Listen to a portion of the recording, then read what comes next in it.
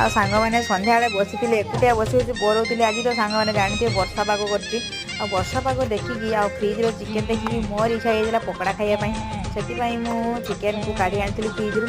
କାଢ଼ି ଆଣିକି ସେଥିରେ ଲୁଣ, ହଳଦୀ, ଜିରା ଗୁଣ୍ଡ ଆଉ ଅଦା ରସୁଣ ପେଷ୍ଟ ସବୁରକ ପକେଇକି ଏବଂ କଲର୍ ପକେଇ ଦେଇଛି। ସବୁରକ ପକେଇକି ଫେଣ୍ଟା ଫେଣ୍ଟି କରିଦେଲି। ତାପରେ ଅଣ୍ଡା ପକେଇ ଦେଇଛି।